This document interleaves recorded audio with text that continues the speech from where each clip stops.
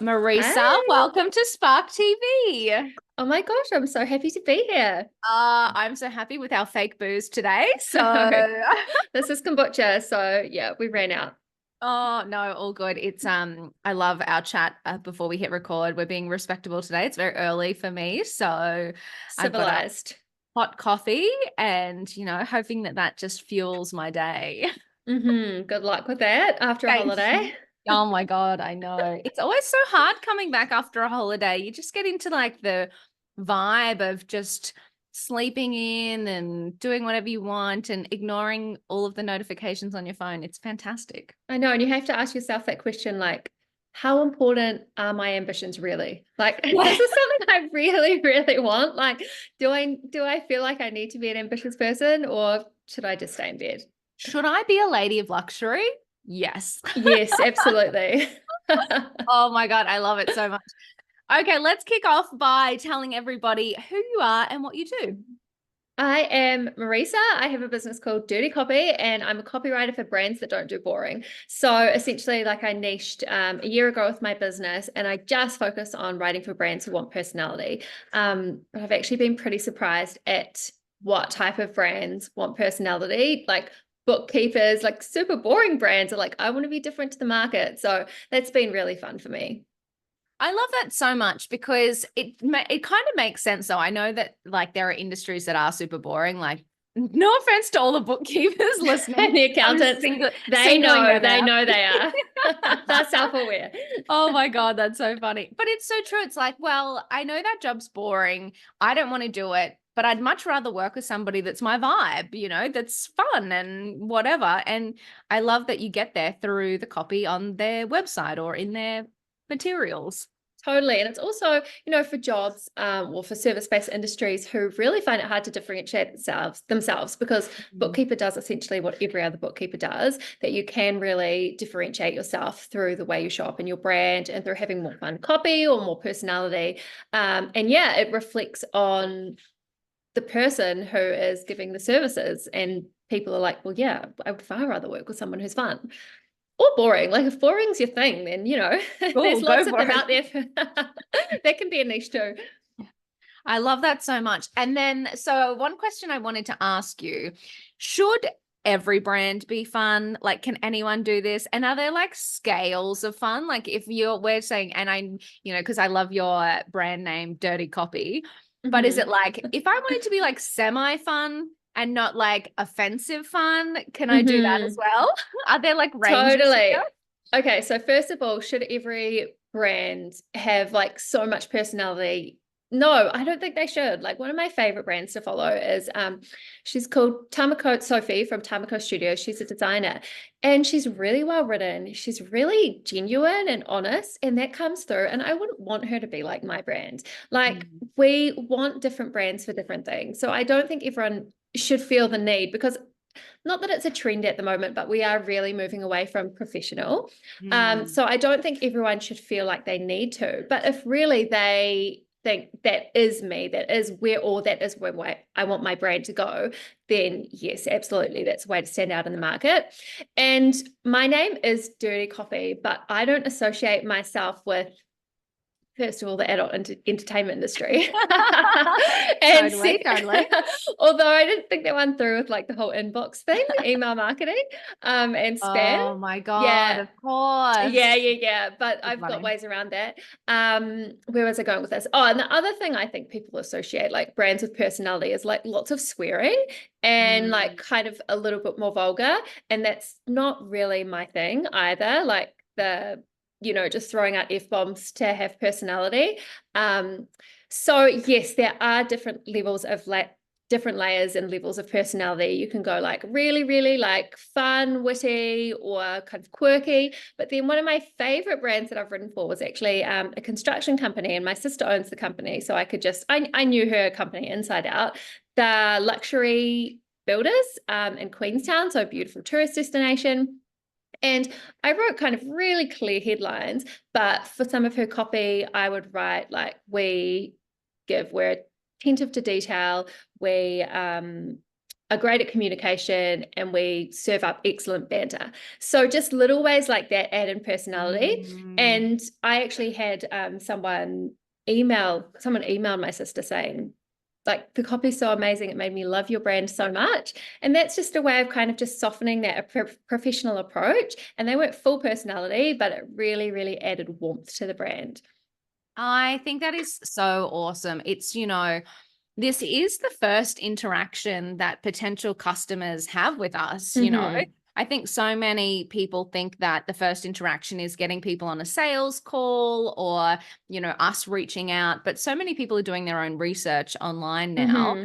that we really have to think about the way we are presenting our brand on our website, on our socials, kind of Mm-hmm. anything that's publicly available on the internet where people could do their own research.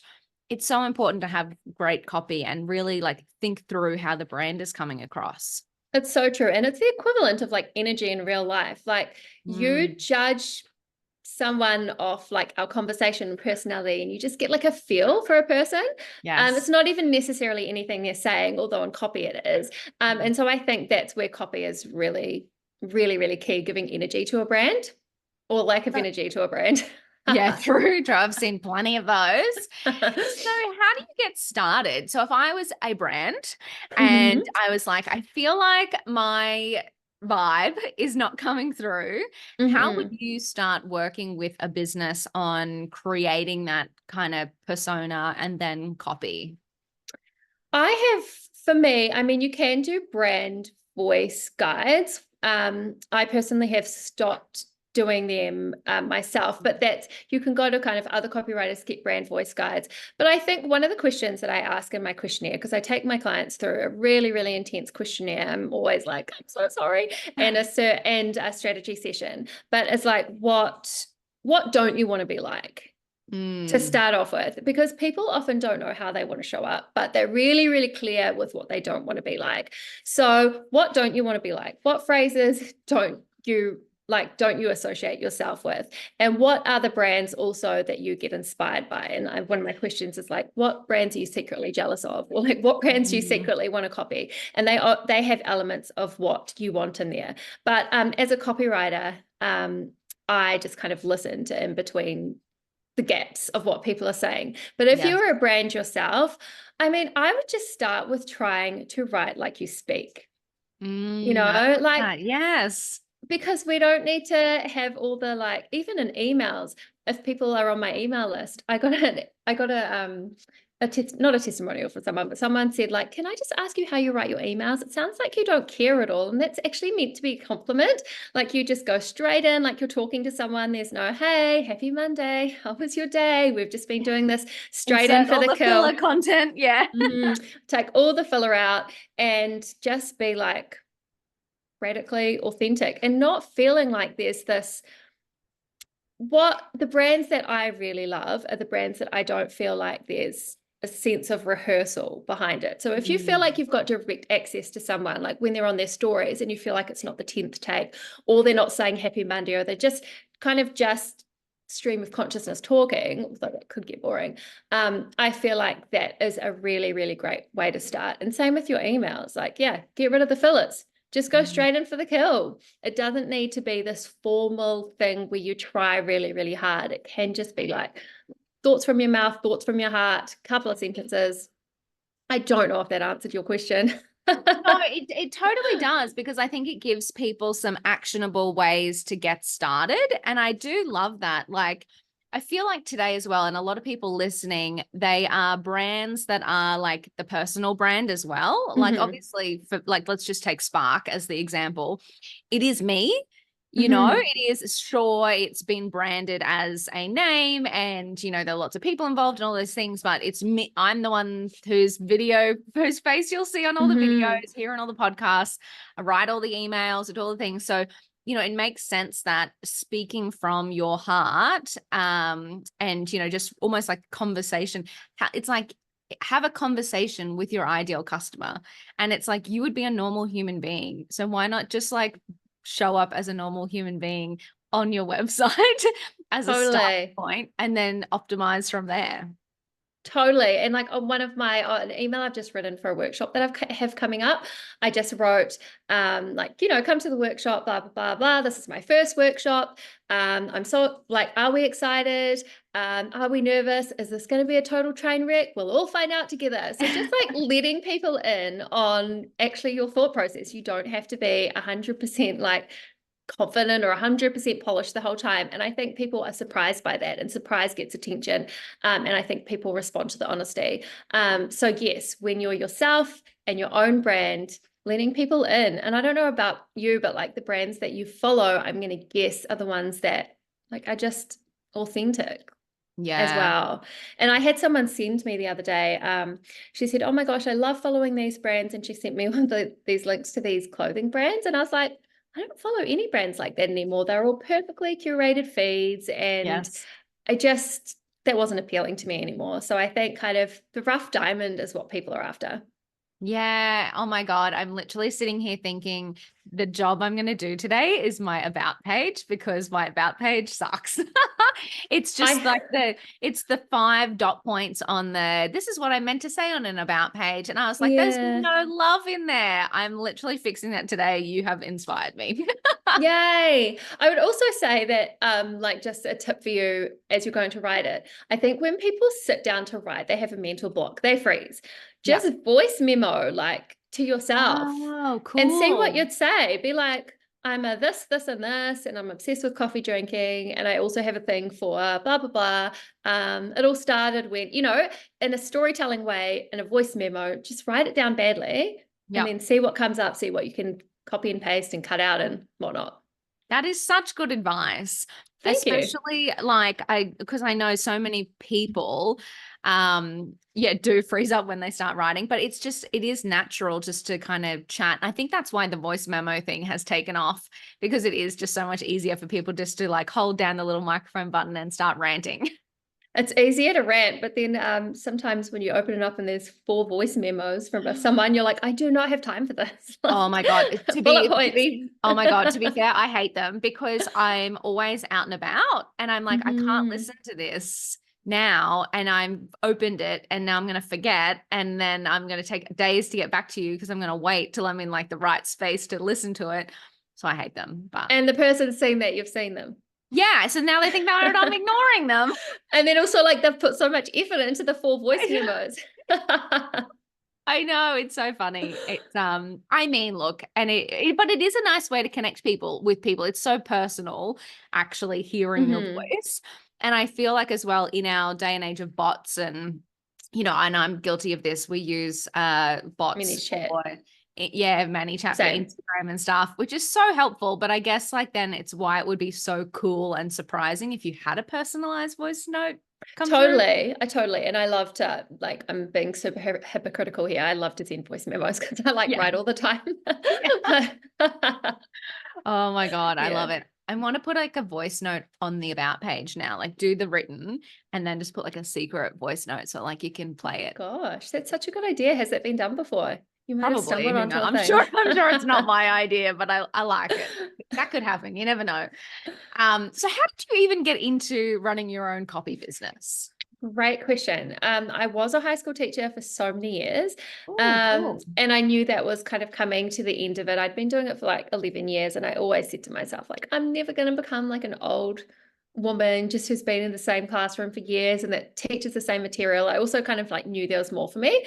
Mm, I'd started interning like maybe 6 or 7 years ago with a startup beauty company in New Zealand. And he kind of taught me a little bit of copywriting, but I actually forgot about that.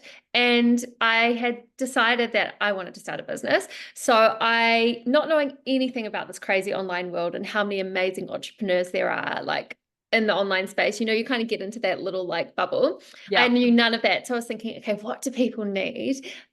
So ridiculous now. It's like they need proofreaders and editors. Um, and They To don't be fair, a now. lot Like, of people could value from that. yes, but like AI, Grammarly, Yeah. it's just like a dying art. So I took a year study, like literally how to be a proofreader. It was so freaking boring. And then when I was about to start my business, I was just by chance, a neighbor had stopped by, my mother-in-law's, and I told her about my business, and I said, "Oh, what I actually want to be as a writer," and she said, "You should be a copywriter," and I was like, "Great, I should be a copywriter."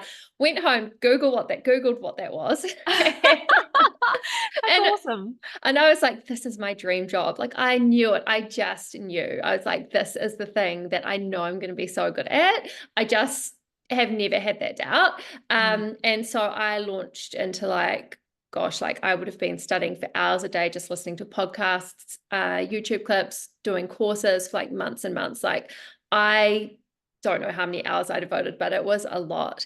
And Wow. then I just took the leap on Instagram. I just put out a story and said I'm about to start a business, being a proofreader, editor, and copywriter. And then I got my first 2 copy clients, and then I eventually just stopped doing proofreading and editing. I don't think I did any proofreading jobs, thank God. Um, and so that's how I got into it. And I will say, when I got into it, I did what I think everyone else does. And I looked around, saw what the competitors were, saw what everyone else was doing, and modeled my business off that, my brand Mm. off that, my brand colors, even what I was saying. I wasn't copying them, like, because it's a really, really close community, but I was seeing kind of the messaging that they had. And so that was fine. I had a nice brand. But as I continued on in business, there felt like this disconnect. And I know Yeah. so many people, when you feel that emotional disconnect with your brand, it's so hard to show up. So I had been in business for a year. I think it's that stage or slightly under. And I just said to my husband, I'm stopping taking clients. 3-month break. I'm just going to put everything into a rebrand. It was so freaking hard, but it was the best thing I ever did. And it felt like a massive risk calling my business Dirty Copy. It felt like a massive risk having this like poo green color as my brain color, but um literally though, it's not actually poo green though. It's more like diarrhea green brown. Oh my God. It's so funny because I've seen your brand, obviously, Yeah. and I have obviously spoken to you, and I wouldn't have gone to poo green or diarrhea green. But now that you say it, I can't unsee it.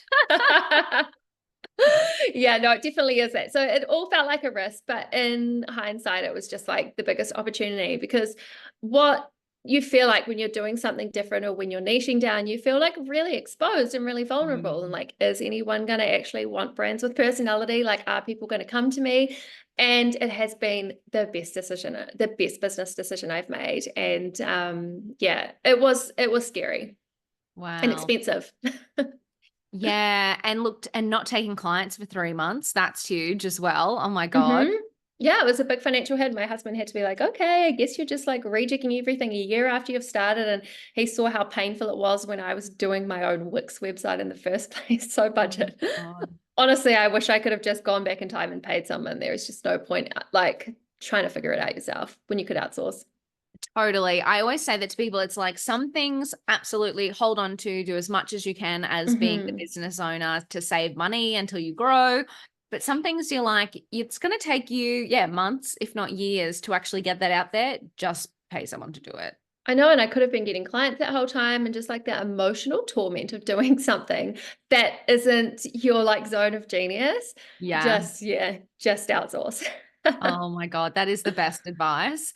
I always think that like whenever I find myself doing a task and I'm like dying, like going, oh my God, I'm so bored. Mm-hmm. That's when I'm like, okay, pop this one on the list of things to outsource when I can. 1,000%.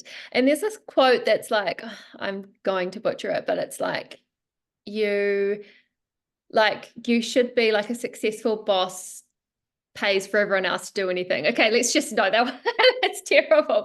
But That's basically your hilarious. job is to like designate as much as your job out as possible. So for Yes. me, I know that's kind of where I'm headed. Like the creativity is like my thing. And all Mm. the other things like the admin, that is just not my jam.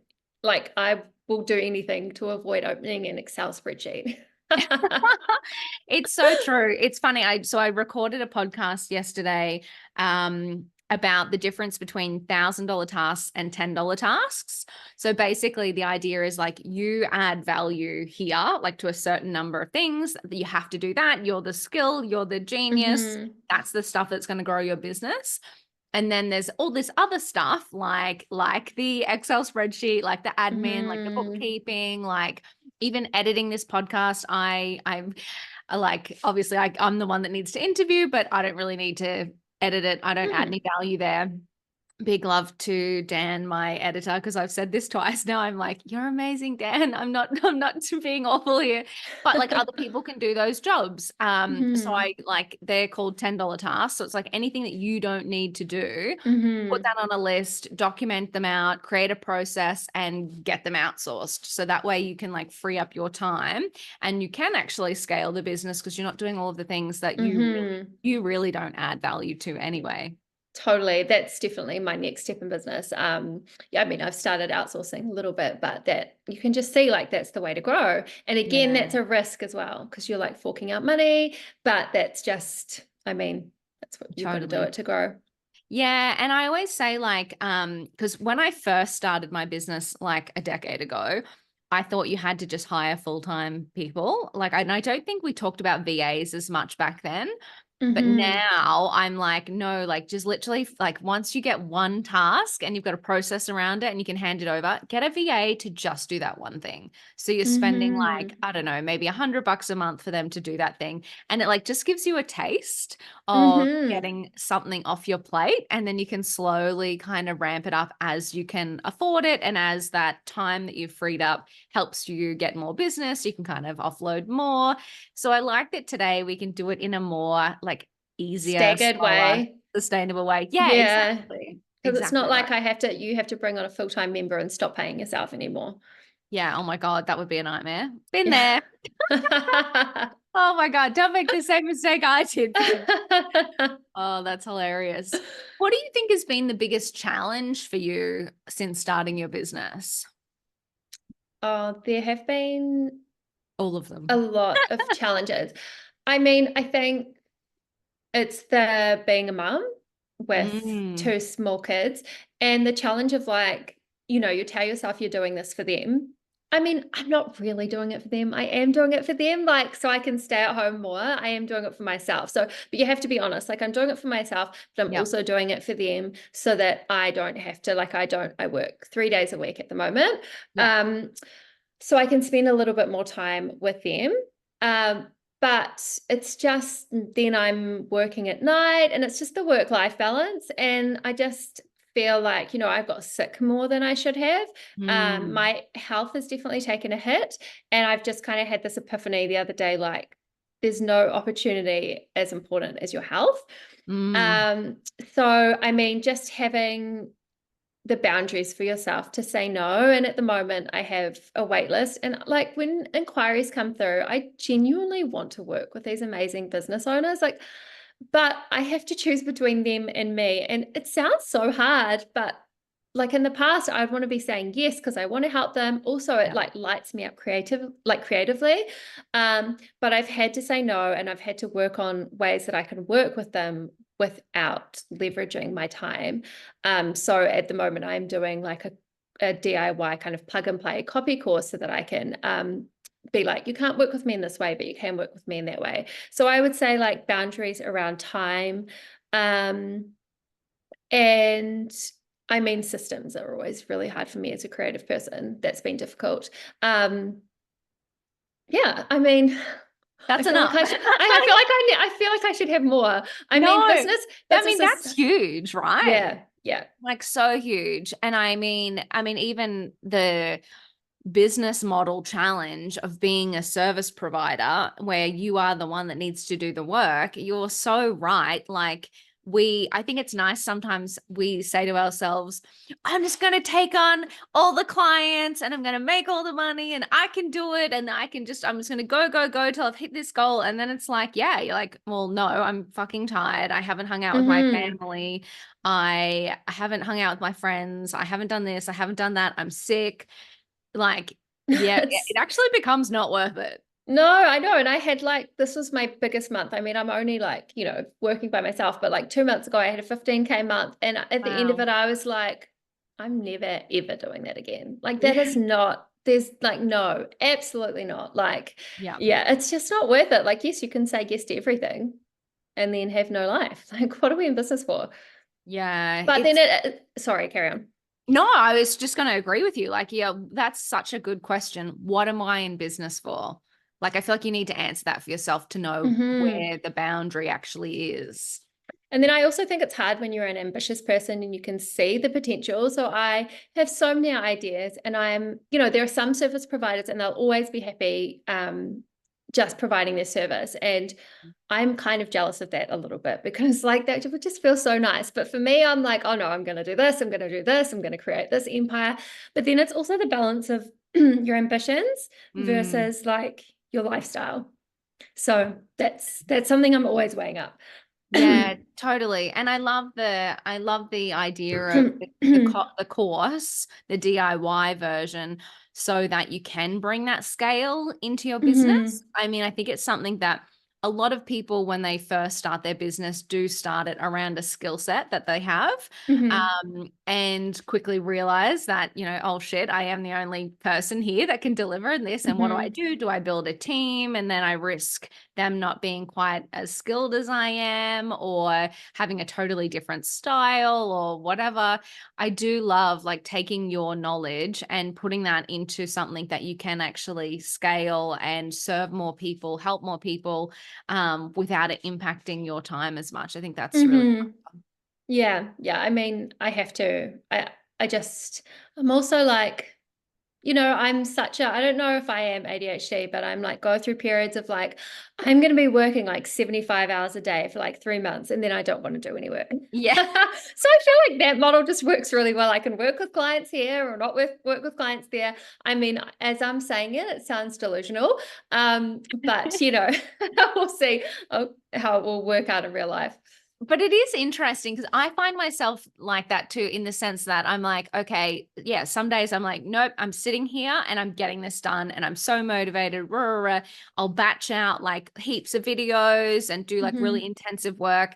And then other days I'm like, I don't want to talk to anybody today. Hmm. I don't even want to open my laptop. And so I like go through those ebbs and flows. But I find it really hard on the down day, or not down in the sense of depressed down, but in the I don't want to work today days. Yeah, I do feel really guilty, but I think I like, know. yeah, but I think we've got to say to ourselves, well, it's a balance. Some days you are go, go, go. Other days we're resting and recuperating. And if on balance, we feel like we're putting in the effort to grow our businesses, then that can't be a bad thing. I totally agree. The guilt thing's really hard as well. I think just, you do so much. And I think as business owners, we've trained ourselves to always be like, okay, gonna do this, gonna do this, gonna do this. And then if there's a period of time where we don't do it, yeah, it's like we're doing something wrong. But actually, no. As a creative person, I am starting to learn that the times where you do nothing are just almost even more important than the times then you're like on. Yeah. So yeah. But always in my downtime, there's never good reality TV. But whenever I've got a shitload to do, it's like, there's a new season of Selling Sunsets come out. It's like a real joke of the universe. Oh my God, that's so true. That's so funny. I know. It's literally like you'll be sitting there like, well, how can I veg today? And I'm like, and then I even get into I'll have a book or something. I'm like, I'm not even interested in this book. I don't even want to do I this. know. Oh my God. I love So it. I love true. it. Hmm. So I always love to wrap up these podcasts with one Hmm. last piece of advice. So, reflecting on your time in business, what would be one last piece of advice that you would give to another woman on her journey? Just like you're going to feel scared, just ignore it. Just like everyone feels scared. Like I feel nervous and scared after I've posted every single time, even though I get really good response. It's just like we've just got to learn to ignore those feelings because I think they're like really human, really normal. It's really vulnerable being out in business. And I'm just like, just expect to feel scared with like every single new thing that you do and just ignore it, move on, get busy enough to not feel scared. Well, that's where I'm at the moment. I'm too busy to feel nervous about my launch, so I'm just ignoring it. I think that is Yes. the best advice ever. Get so busy you don't feel scared. You ignore the scared. I love it. I love You it. don't have time to indulge the emotion. Yeah. I think I'm gonna use that. Oh, Marisa, you are absolutely incredible. Thank you so much for sharing your journey and your insights and your wisdom and all of the copy goodness with us today. Really appreciate you coming on the show. Oh my gosh, it's been so fun talking to you. You bring such great energy and the vibes always. Always with the Yeah. vibes. Cool. Well, chat soon.